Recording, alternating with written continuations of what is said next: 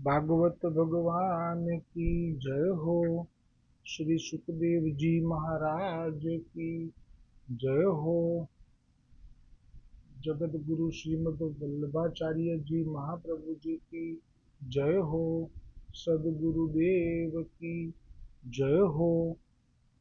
भागवत जी માં સ્વયંભૂ મનુથી જે પુત્રીઓ પ્રગટ થઈ હતી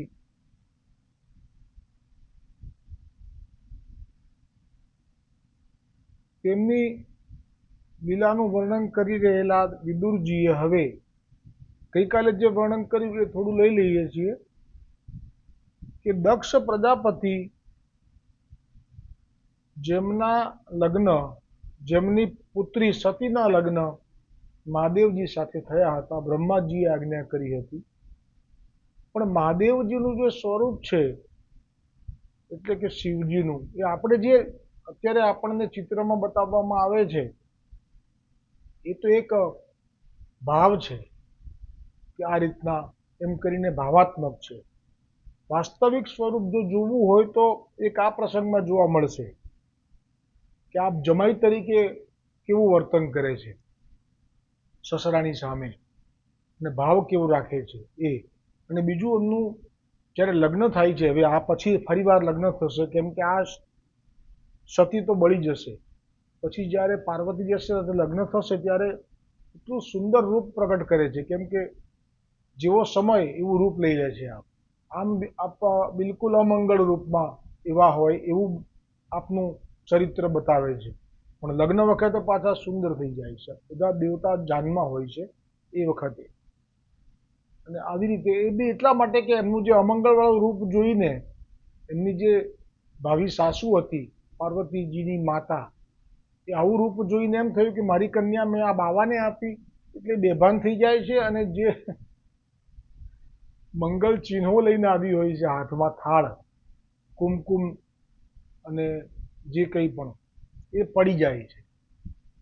પછી શિવજીને થાય છે કે આ ખોટું થાય છે, એટલે પછી એટલું સુંદર રૂપ લે છે કે જે રૂપનું વર્ણન કામદેવ પણ મોહિત થઈ જાય તેવું હોય છે. એટલે આપની જે આ લીલા છે એ ખરેખર આપ ઈશ્વર જ છે, પણ ઈશ્વરનો આ એક એવો આપનો ભાવ છે કે મારે ભક્ત થઈને રહેવું છે, મારે પૂજાવું નથી. અને હું પૂજવું તો પણ કોઈને ભક્તિ જોઈતી હોય તો આપું, કોઈને દ્રવ્ય જોઈતું હોય તો આપું, પણ મારે ઈશ્વર નથી થવું. છે આપ ઈશ્વર જ, ઈશ્વરના જ બે રૂપ છે, વિષ્ણુ અને મહેશ. પણ આપનું અંદરનો ભાવ કે મારે ભક્ત થઈને ભજવા છે વિષ્ણુને, એટલા માટે આપની લીલા એ કોઈને ન સમજાય એવી હોય છે. કારણ કે ભક્ત અને ભગવાન એ જો સમજાઈ જાય તો માની લેવું કે નથી, એ ભગવાન પણ નથી ને ભક્ત પણ નથી. ન સમજાય તો જ માનવું કે ભક્ત છે અને આ ભગવાન છે, તો જ એ પ્રમાણરૂપ થાય. એટલા માટે ત્યાં ધોળ ભાગવતમાંથી જ લીધું છે કે શું કહું મુખથી, શું કહું મુખથી, ભક્ત અને ભગવાન સદા અકળિત છે. એની અકળ કળાનો પાર નહીં, એને ગાંડો બનતા વાર નહીં, એવો ડાયો કોઈ સંસાર નહીં. શું કહું મુખથી, શું કહું મુખથી, ભક્ત અને ભગવાન સદા અકળિત છે. સદા અકળિત એટલે ક્યારે પણ અમને કળી ના શકાય. એનો એક બીજો ભાવ એવો પણ થાય કે એમની લીલાનો પાર પણ ના પામી શકાય. પણ એ લીલાનો પાર ન પામી શકાય એ તો ભક્ત માટે ગણાય, પણ ન કળી શકાય એમાં તો સાધારણ જનો પણ એને ઓળખી ના શકે, એટલે એને મનુષ્ય સમજે, અથવા તો એને મૂઢ સમજે, અથવા તો એને માયાવી સમજે, અથવા તો એને છલિયો કે કોઈ ને નટ હોય, છલ કરીને છેતરવામાં કુશળ હોય એવો સમજે. એટલે આસુરી લોકો માટેની દ્રષ્ટિમાં તો ક્યારેય પણ ના સમજાય. જેમ કે ભગવાન શ્રી કૃષ્ણ પ્રગટ થયા તો ગોપીજનોએ તરત ઓળખી લીધા, પાંડવોએ તરત ઓળખી લીધા, પણ કૌરવો ના ઓળખી શક્યા. અને જે રાક્ષસો નજીક આવ્યા, સ્તનપાન કરાવ્યું, પૂતના સકટ ભંજન થયું, એ સટકાસુર, તૃણાવર, તે લોકો ના ઓળખી શક્યા. એવી રીતે ભક્ત ભગવાન સદા કદી મોટો એ વિરાટ બને તો ક્યારેક એકદમ વિશાળ શિવજી જેમ કે તાંડવ કરવા લાગી જાય તો કેવા થઈ જાય, આખા સમગ્ર સૃષ્ટિનો સંહાર કરી નાખે.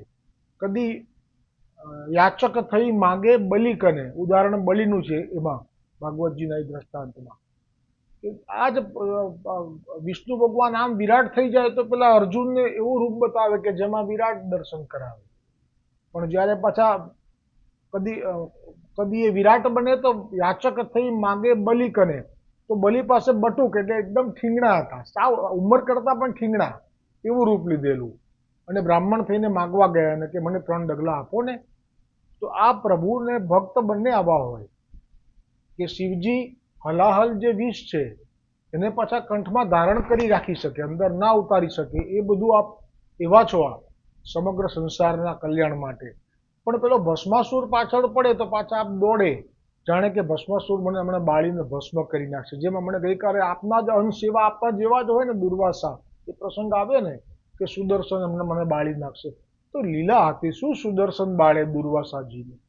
આ તો નારદ મુનિ સાથે ચર્ચા થઈ અને કીધું કોઈ છે એવો ભક્ત અત્યારે આ સમયે? તો કે અંબરીશ. તો પરીક્ષા કરવા આવ્યા હતા, કેમ બાળી ના શક્યું સુદર્શન દુર્વાસાજીને? કેટલું બધું કહ્યું કે આટલા આટલા લોકોમાં ગયા, બ્રહ્મલોકમાં ગયા, કૈલાસમાં ગયા, વૈકુંઠમાં ગયા, પાછા આવ્યા, કેમ ના બાળી શક્યું? લીલા હતી શું બાળી શકે? શિવજી ભસ્માસુરથી ડરીને ભાગે છે. આ બધી લીલાઓને જ કારણે આ પદમાં કહ્યું કે કદી મોટો એ વિરાટ બને, કદી યાચક થઈ માગે બલિ કને, અને ફરે ગોપી પાછળ વને વને. રામજી થઈને તો કોઈ સ્ત્રીની સામું જોતા નથી, અને એ જ પાછા કૃષ્ણ થઈને ગોપી પાછળ ફરે છે કે અલી અમુકી તું ક્યાં ગઈ, તારા વગર તો મને ગમતું નથી. આવી રીતે એટલા માટે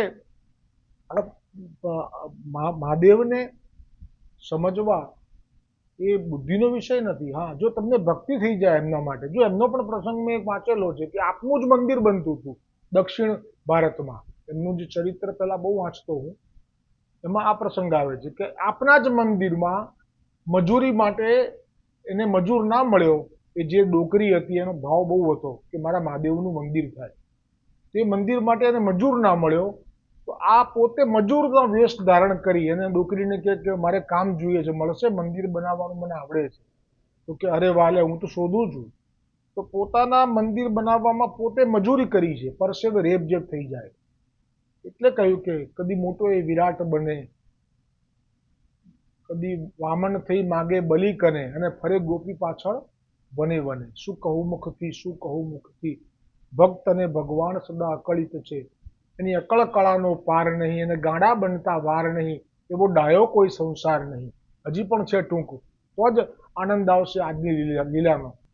એટલે આમાં આગળની જે ટૂંક છે એ પણ સરસ છે કે આ ભક્ત અને ભગવાન કદી ના ઓળખાય. હા, જો ગુરુ છે એ તો ઓળખાય તો જ કલ્યાણ કરી શકે. એટલે ગુરુ તરીકે જ્યારે પ્રગટે છે ઠાકોરજી કે મહાપ્રભુજી જેમ કે, તો પછી એ ઓળખાવવું જ પડે, તો જ એમનું જે આજ્ઞા છે ગોવર્ધનનાથજીની પૂરી કરી શકાય.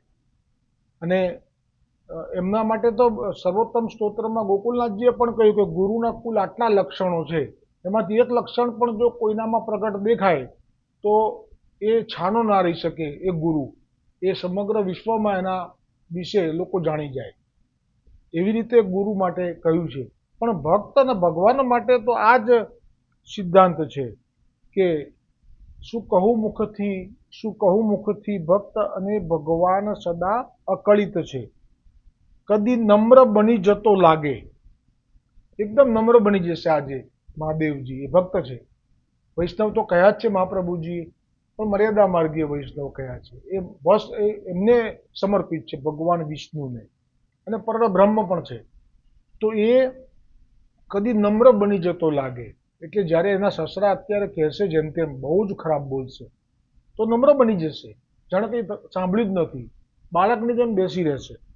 કદી વીર બની પડતો વાગે, અને જ્યાં ખબર પડશે કે એમના સતી બળીને મરી ગયા, એટલે એ વખતે તો જે ક્રોધ ઉત્પન્ન કરશે ને એક જટાની લર છોડીને ફેંકશે, ને પછી એમાંથી વીરભદ્રને પ્રગટ કરીને જે ભૂકા બોલાવશે યજ્ઞના. અને કદી યાચક થઈ ભિક્ષા માગે, એટલે મેં કહ્યું કે દક્ષિણ ભારતના પોતાના મંદિર માટે પોતે જ મજૂરી કરવા આવ્યા અને કીધું કે મને મજૂરી આપશો, હું મંદિર બનાવી દઉં. ઋષિ કે બનાવો, હું આપીશ, મજૂરીમાં રોટલા ખાવા માટે આપીશ, રોકડા નહીં આપું, અને પછી બનાવ્યું.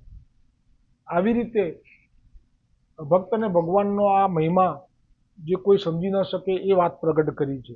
એની આંટી ગૂંટી એ જાણે, વળી હસે રડે કોઈ કોઈ ટાણે, એ અરસ પરસને પીછાણે. એટલે એમની આઠી ગોટી એટલે કે ભક્ત અને ભગવાનની, એટલે કે મહાદેવ અને વિષ્ણુની. મહાદેવ ભક્ત તરીકે, વિષ્ણુ ભગવાન તરીકે. એમની આઠી ગોટી કોઈ જાણી ના શકે. વળી હસે રડે કોઈ કોઈ ટાણે, ક્યારેક હસે તો ક્યારેક રડે ખરા બે જણા. એ અરસ પરસને પીછાણે, એકબીજાને ઓળખે અંદરથી. અને એ તો ક્યારે કેવું વાજુ વગાડે તમે નક્કી ના કરી શકો. એ વિધવિધ વાજાને રાખે, જે સૂર પૂરે એવા વાગે. અત્યારે સૂર એવો પૂરશે કે જાણે કે પોતે કોઈ છે જ નહીં, આટલું બધું બોલી જશે જેમ તેમ પેલો એનો આપનો સસરો દક્ષ. તો પણ કશું એક પણ સૂર એવો નહીં પૂરે કે જેમાં બધાને એમ થાય કે જો આપણે પણ હવે આ મહાદેવજીને ખોટું લાગ્યું છે તો આપણે ચલો યુદ્ધ કરી લઈએ. બાકી તો બધા તૈયાર થઈ ગયા હતા. મહાદેવજીને જેમ તેમ બોલ્યા દક્ષ, બધા તૈયાર થઈ ગયા હતા. નંદી તો તૈયાર જ હતો કે હમણાં પતાવી દઉં 1 મિનિટમાં, પણ એ કેવો સૂર ના પૂર્યો. અને એટલે કહ્યું કે લોકો તો હાથ જ ધોઈ નાખે. લોકોને શું ખબર પડે ભક્તને ભગવાનના વિશે? ના ખબર પડે. આ બહુ દુર્લભ છે. અને એટલા માટે જ વારંવાર ભાગવતનું શ્રવણ પઠન કરવાથી આપણને એ ભક્તોની ઓળખાણ થાય છે. એમને નથી કીધા મહાપ્રભુજીએ મહાદેવને વૈષ્ણવ, પરમ વૈષ્ણવ કીધા છે, પણ મર્યાદા. આપે જ કબૂલ કર્યું. સંતદાસ ચોપડાના 12 વાર્તા પ્રસંગ સાંભળવા બેસતા હતા અને બધાએ કીધું કોણ છે આ? ચોર ચોર. પછી બધાને જવા દો, પછી કહું. બધાને જવા દીધા પછી મહાદેવ છું અને મર્યાદા માર્ગીય છું, એ આપનું વચન છે. અને આપે કહ્યું કે નિકુંજની લીલામાં શ્રવણ કરવાનો મારો અધિકાર નથી. એવું એટલા માટે કહ્યું કે આપના જે ભક્તો છે, આપને માને છે, એ લોકો પણ સમજીને હવે પાછા વળી જાય, વૈષ્ણવોને બહુ પજવે નહીં. એટલા માટે તો હવે ગઈકાલે જે પ્રસંગ આવેલો એમાં સૂર્યપ્રકાશમાન થતો હોય તેવા તેજથી આખા વિશાળ સભાભવનનો અંધકાર દૂર કરી રહ્યા હતા દક્ષ પ્રજાપતિ. એટલે તેમને સભામાં આવેલા જોઈને બ્રહ્માજી અને મહાદેવજી સિવાય બધા ઊભા થયા. પણ જ્યારે બ્રહ્માજી તો પિતા છે એટલે પ્રણામ કરીને એમની આજ્ઞા લઈને બેઠા, પણ દક્ષે જોયું કે મારો જમાઈ થઈને આ ઊભો ના થયો, મને માન ના આપ્યું, મારો આદર ના કર્યો. મહાદેવજીનો આ વ્યવહાર દક્ષ પ્રજાપતિને સહન ન થઈ શક્યો. એટલે કે સ્વરૂપ નથી જાણતા. મેં કહ્યું ને આવું કરે છે આ. એકદમ નાના બાળક જેવા બેસી, ગોરા ગોરા છે, એકદમ ગોરા છે, અને બેસી ગયા બાળકની જેમ આંખો બંધ કરીને બેઠા છે. મૂળમાં એ ઠાકોરજીના ધ્યાનમાં હતા, વિષ્ણુના એમના. પણ કેમ પગે નથી લાગ્યા? એ તો પાછું ચૈન નથી લાગ્યા હાથે કરીને. એ સતીને કહેશે કે કેમ નથી પગે લાગ્યો તારા બાપાને. એ સતીને કહેશે કે તમારા પિતાનું કેમ પગે નથી લાગ્યો, એ કારણ જાણી લો ત્યારે. હવે અહંકારી લોકોને મહાદેવજી કે જો પગે નથી લાગતું, હું એમની અંદર બિરાજમાન ભગવાનને મનોમન પ્રણામ કરી લઉં છું અંદર આંખો બંધ કરીને, પણ એને હું નજર આપીને એનો અહંકાર હું વધારતો નથી. આ મહાદેવજીના શબ્દો સતીને આવશે કહેશે ત્યારે. દક્ષે મહાદેવજી તરફ ત્રાસી નજરે એવી રીતે જોયું કે જાણે તેઓ ક્રોધાગ્નિથી મહાદેવજીને બાળીને ભસ્મ કરી નાખશે. પછી તેઓ ક્રોધાવેશમાં કહેવા લાગ્યા કે દેવતાઓ અને ઋષિમુનિઓ મારી વાત સાંભળે. કારણ કે પ્રજાપતિ કરી દીધા છે બ્રહ્માજીએ, બધાથી ઉપર, યજ્ઞ કાર્યમાં સૌથી ઉપરનું ડેઝિગ્નેશન કહેવાય. આ મહાદેવ નિર્લજ છે. જો આ શબ્દો પ્રગટ થાય છે આ દક્ષના. આ મહાદેવ નિર્લજ છે, ઘમંડી છે, વાનર જેવા નેત્રોવાળા. આણે મારી સાવિત્રી તુલ્ય મૃગનયની પવિત્ર પુત્રીનું અગ્નિ અને બ્રાહ્મણો સમક્ષ પાણી ગ્રહણ કર્યું હતું. તેથી તે મારો જમાઈ મારા પુત્રના સ્થાને કહેવાય. લૌકિક વ્યવહારની વાતો કરે જો.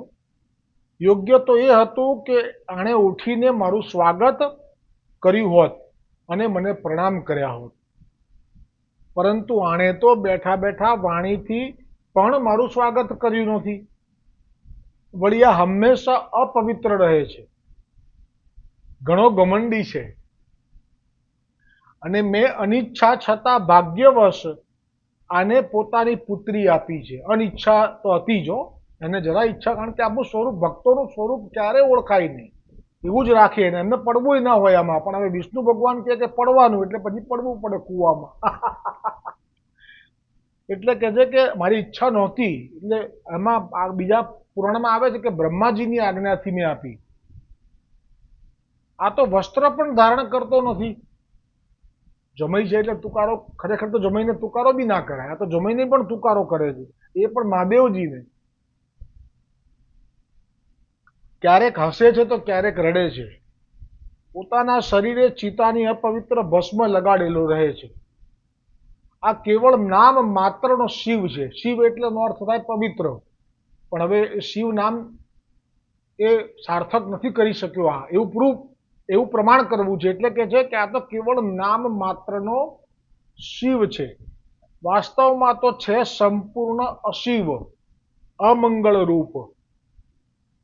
જેવો આ પોતે છકેલો છે તેવા જ છકેલાઓ આને વાલા લાગે છે. ભૂત પ્રેત વગેરે નર્યા તમોગુણી સ્વભાવ વાળાનો આ નેતા છે. અરે મેં કેવળ બ્રહ્માજીના કહેવાથી ભોળવાઈ જઈને, આમાં જ આવે છે, પુરાણમાં નથી આવતું. બ્રહ્માજીના કહેવાથી ભોળવાઈ જઈને આવા આચારહીન અને દુષ્ટ સ્વભાવ વાળા ને પોતાની ભલી ભોળી દીકરી પરણાવી દીધી. શ્રી મૈત્રેયજી કહે છે, વિદુરજી, દક્ષે આ પ્રમાણે મહાદેવજીની ઘણી બધી નિંદા ટીકા કરી, તો પણ મહાદેવજીએ તેનો કોઈ પણ પ્રતિકાર કર્યો નહીં. આ જ્યારે પ્રતિકાર કર્યો નહીં એ અત્યારે કહે છે ને વિદુરજી, આ જ વાત જ્યારે આ બધા દેવતાઓને યજ્ઞમાં ભંગ કરાવીને અંગ ભંગ કરાવશે ને, પછી એ લોકો બ્રહ્માજીને કહેશે કે અમારી પર કૃપા કરો, અમારા અંગ પાછા જેવા હતા એવા થઈ જાય, યજ્ઞ પણ પૂરો થાય એવું કરો. ત્યારે પાછા બધા કૈલાસ આવશે. તે કૈલાસનું વર્ણન પણ બહુ સુંદર છે. એવી જગ્યાએ આ બિરાજે છે, આપણને બરફ જ દેખાય છે ને, ના ના ના, એ જગ્યા અગોચર છે.